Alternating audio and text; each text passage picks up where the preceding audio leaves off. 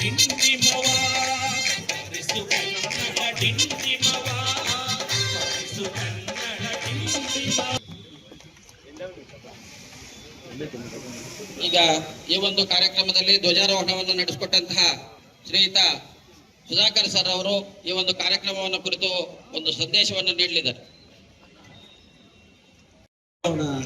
ಉದ್ಘಾಟನೆ ಆಗ್ತಿದೆ. ಖಂಡಿತವಾಗೂ ಇದು ಬಹಳ ವರ್ಷಗಳಿಂದ 12 ಆದಷ್ಟು ಬೇಗ ಇದು ಇವತ್ತಿಷ್ಟು ಬೇಗ ಉದ್ಘಾಟನೆ ಆಗ್ತಿದೆ ಅಂದ್ರೆ ಅದರ ಮೊದಲ ಕ್ರೆಡಿಟ್ ನಮ್ಮ ಉಸ್ತುವಾರಿ ಸಚಿವರಿಗೆ ಸಲ್ಲುತ್ತೆ. ಅವರಿಗೆ ನಾನು ಅಭಿನಂದನೆ ಸಲ್ಲಿಸ್ತೀನಿ. ಅದೇ ತರ ಎಲ್ರಿಗೂ ಶುಭಾಶಯ. ಮತ್ತಷ್ಟು ವಿಚಾರಗಳನ್ನ ಮುಖ್ಯ ವೇದಿಕೆಯಲ್ಲಿ ಮಾತಾಡ್ತೀನಿ. ಎಲ್ರಿಗೂ ಒಳ್ಳೆಯದು. ಈ ಒಂದು ಕಾರ್ಯಕ್ರಮವನ್ನು ಕುರಿತು ಮಹತ್ತರವಾಗಿರ್ತಕ್ಕಂಥ ಒಂದು ಸಂದೇಶವನ್ನು ನೀಡಿದಂತಹ ಮಾನ್ಯ ಶಾಸಕರಾದಂತಹ ಚಿಕ್ಕಬಳ್ಳಾಪುರ ಜಿಲ್ಲಾ ಕನ್ನಡ ಸಾಹಿತ್ಯ ಸಮ್ಮೇಳನದ ಈ ಒಂದು ಕಾರ್ಯಕ್ರಮದ ಭಾಗವಾಗಿ ರಾಷ್ಟ್ರಧ್ವಜ, ನಾಡಧ್ವಜ ಮತ್ತು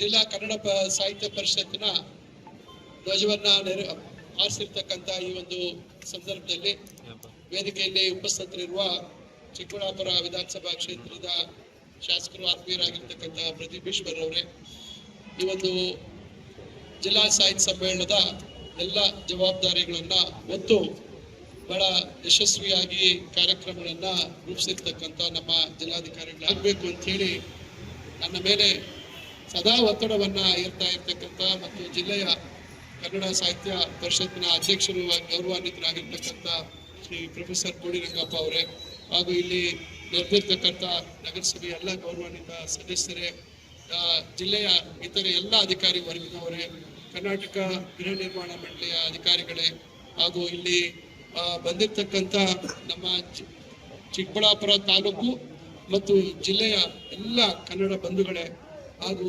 ವಿದ್ಯಾರ್ಥಿನಿಯರೇ, ಹಾಗೂ ಸ್ನೇಹಿತರೇ, ಹಾಗೂ ಮಾಧ್ಯಮ ಮಿತ್ರರೇ, ಈಗ ಹೆಚ್ಚು ಮಾತಾಡುವಂಥ ಸಮಯ ಅಲ್ಲ.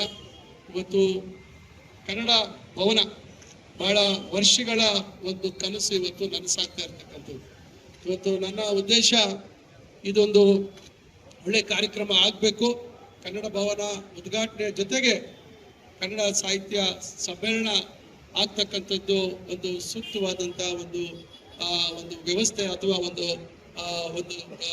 ಅವಕಾಶ ಅಂತಕ್ಕಂಥದ್ದನ್ನ ನಾನು ಕೋಡಿ ರಂಗಪ್ಪ ಅವ್ರ ನನ್ನ ಹತ್ರ ಬಂದು ಸಾಹಿತ್ಯ ಸಮ್ಮೇಳನ ಮಾಡಬೇಕು ಸರ್ ಅಂತ ಹೇಳಿದಾಗ, ನಾವು ಅದೇ ರೀತಿ ಭವನವನ್ನು ಕೂಡ ಒಟ್ಟಿಗೆ ಉದ್ಘಾಟನೆ ಮಾಡೋಣ ಅಂತ ಹೇಳಿ ಈ ಭವನವನ್ನು ಸಹ ಹಿಂದೆ ಇವತ್ತು ಲೋಕಾರ್ಪಣೆ ಮಾಡ್ತಕ್ಕಂಥ ಒಂದು ಕೆಲಸವನ್ನ ನಾವು ಮಾಡ್ತಾ ಇದ್ವಿ. ಹೆಚ್ಚಿನ ವಿವರಗಳನ್ನ ನಂತರ ಮುಖ್ಯ ವೇದಿಕೆಯಲ್ಲಿ ನಾನು ಚರ್ಚೆ ಮಾಡ್ತೇನೆ.